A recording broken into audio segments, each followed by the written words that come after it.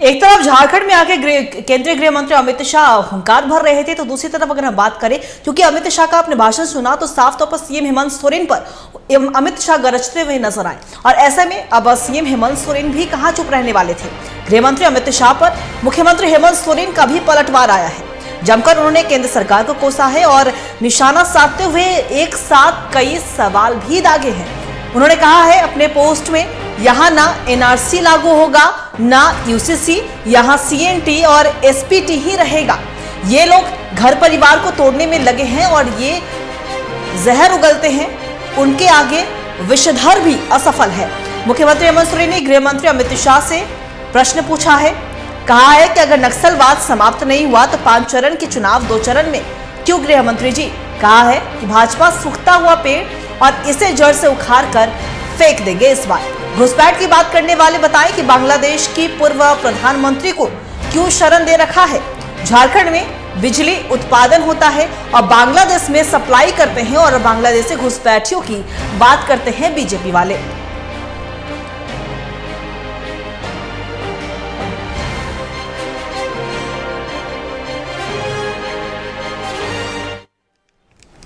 और ऐसे में इस पर और भी ज्यादा चर्चा करने के लिए हमारे editor in chief Rakesh ji हमारे साथ बने हुए, उनका रुख करेंगे। राकेश जी, अगर देखिए हम बात करें तो बीजेपी अपनी ओर से सभी तैयारियों में लगी हुई है और इसी के मद्देनजर तमाम बड़े बड़े नेताओं का झारखंड में आगमन भी शुरू हो गया। अगर केंद्रीय गृह मंत्री अमित शाह की बात करें तो जब वो अपने भाषण में हेमंत सोरेन पर जोरदार हमला बोल रहे थे, गरजते हुए नजर आ रहे थे, ऐसे में हमने देखा कि मुख्यमंत्री हेमंत सोरेन भी चुप नहीं रह आए। उन्होंने साफ तौर पर जिस दिन अमित शाह ने यह भाषण दिया उनके खिलाफ, तो तुरंत ही पलटवार करते हुए जमकर निशाना साधा है और जमकर सवाल भी दागे हैं। तो सबसे पहले राकेश जी, क्या कुछ आके प्रश्न पूछा है हेमंत सोरेन ने, इसके बारे में थोड़ी जानकारी दीजिए।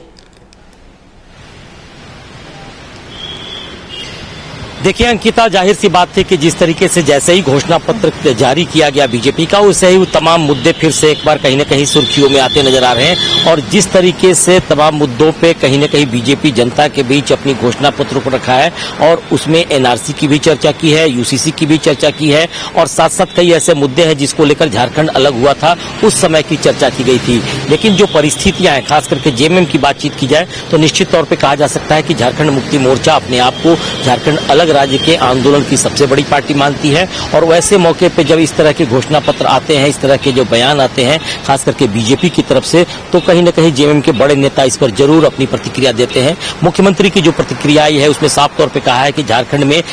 जिस तरीके से सीएनटी एसपीटी एक्ट को लेकर के चर्चा चलती है और साफ तौर पे लगता है कि कहीं जमीन के मसले पे जिस तरीके से यहाँ पे लूट हो रही है उसको रोकने के लिए जो योजनाएं बनानी जानी चाहिए, जिस पे कार्रवाई करनी चाहिए, उस दिशा में किस तरीके के काम किए जा सकते हैं, इस पर गौर करने की जरूरत है। बांग्लादेशी घुसपैठियों को लेकर जिस तरीके से पहले भी उन्होंने विरोधाभास देखा था और उनके बयान के तहत सामने आए थे, उस पर अब ये भी माना जा रहा है कि जी बीजेपी ने अपने घोषणा पत्र में इसकी जब चर्चा की तो जेएमएम की तरफ से प्रतिक्रिया आई और मुख्यमंत्री हेमंत सोरेन ने इस पर तीखी प्रतिक्रिया देते हुए साफ तौर पर कहा है कि जिस तरीके का माहौल है राज्य का, उसमें यहाँ के लोगों को पहले स्थापित करना जरूरी है और साथ साथ ये सब मुद्दों को लेकर अभी चर्चा नहीं की जा सकती है। और कई ऐसे गंभीर मुद्दे हैं जिसको लेकर राज्य का गठन किया गया था, उन मुद्दों को लेकर अब बातचीत की जा रही है। और हेमंत सोरेन ने अपने बयान में इस तरह का जिक्र करते हुए इस बात के संकेत दिए हैं कि इस चुनाव में ये मुद्दे काफी सुर्खियों में दिखाई पड़ेंगे और हो सकता है कि जैसे ही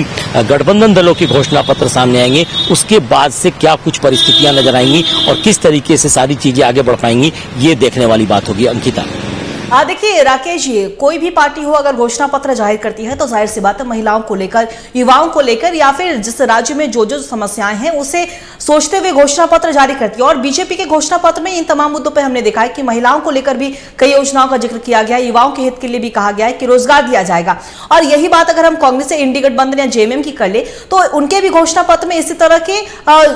जो संकल्प है वो भी सामने आया है, उनके घोषणा पत्र में इन तमाम चीजों का भी जिक्र है। लेकिन अगर हम बांग्लादेशी घुसपैठ का, क्योंकि लगातार झारखंड में भी हमने देखा है, चाहे वो सदन की बात कर ले हम, वहां पे भी ये मुद्दा गरमाता हुआ नजर आया है, तो ऐसे में जब बांग्लादेशी घुसपैठ की जब बात होती है है तो हमने अक्सर देखा है कि इंडी गठबंधन केंद्र सरकार पर ही हमला बोलती है कि गृह मंत्रालय का काम है, गृह मंत्रालय को इस पर ध्यान देना चाहिए। और हमने यहां पे भी देखा है कि चाहे वो केंद्रीय मंत्री हो या केंद्र सरकार के मंत्री, कोई भी मंत्री आते हैं तो बांग्लादेशी घुसपैठ के मुद्दे पर कहीं ना कहीं राज्य सरकार को घेरते हैं। तो ऐसे में जब यहां पे तोड़ मरोड़ कर जब ये बातों को पेश किया जा रहा है तो अब बीजेपी इसे किस तरीके से लेने वाली है, क्योंकि चुनाव तो अब नजदीक है।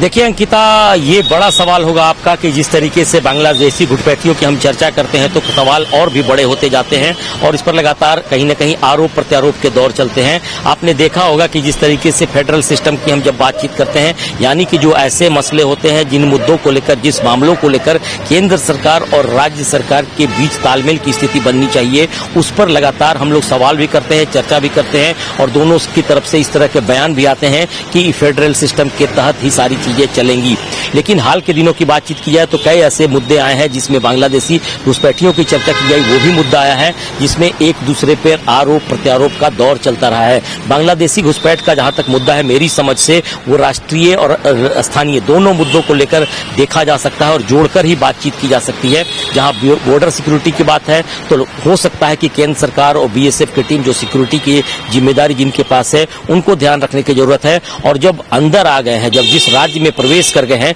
उस राज्य में किस तरीके से उनको बाकी बुनियादी सुविधाएं मिल जा रही हैं, जमीन मुहैया करा दिए जा रहे हैं, आधार कार्ड, वोटर कार्ड और बाकी जो सुविधाएं हैं वो मिल पा रही हैं, इस पर नजर रखने की जरूरत है। तो पिछले कई वर्षों से, लगभग 70 के दशक की बात की जाए, उस समय बांग्लादेशी घुसपैठियों की चर्चा की गई थी और मुझे जो लगता है कि ये पुराना मामला है और इस मामले को अब चुनाव के माहौल में लाया जा रहा है, तो दोनों ही पार्टियों की जिम्मेदारी बनती है, चाहे वो राज्य की पार्टी हो या फिर केंद्र की पार्टी, दोनों को कहीं न कहीं समझना होगा, उनकी जिम्मेदारी बनती है कि इस मुद्दे पे कहीं न कहीं संजीदगी से बातचीत की जाए और इसे कैसे हल किया जा सकता है, इसके लिए बनाई जाए। फिलहाल की बातचीत की जाए तो चुनाव का मुद्दा है, चुनाव में कई मुद्दे हैं और बांग्लादेशी घुसपैठ और आदिवासियों के हक और अधिकार को लेकर हर पार्टी अपने अपने बयान दे रही है। तो ऐसे मौके पे जरूर इस मुद्दे को लेकर राजनीतिक मुद्दा बनाने की कोशिश की जाएगी, लेकिन मुझे लगता है कि जब नई सरकार बनेगी राज्य में, उसके बाद दोनों को कहीं न कहीं बैठकर ही इस समस्या का समाधान करना पड़ेगा। जी राकेश, आपका बहुत बहुत शुक्रिया हमारे साथ जुड़ने के लिए, तमाम बातों पर चर्चा करने के लिए। तो बता दें आपको कि केंद्रीय गृह मंत्री अमित शाह का झारखंड में आगमन हुआ और ऐसे में हुंकार भरते हुए नजर आ रहे हैं और साफ तौर पर मुख्यमंत्री हेमंत सोरेन पर, इंडी गठबंधन पर गरजते हुए भी नजर आ रहे हैं अमित शाह। लेकिन ऐसे में जेएमएम की बात कर ले हम और मुख्यमंत्री हेमंत सोरेन की बात कर ले तो बिना समय गवाए ही पलटवार भी किया है और कई प्रश्न भी दागे हैं बीजेपी से। तो ऐसे में अब क्या कुछ राजनीति किस ओर लेकर जाती है, क्योंकि चुनाव नजदीक है, ये तो समय बताएगा और ये भी देखने वाली बात होगी।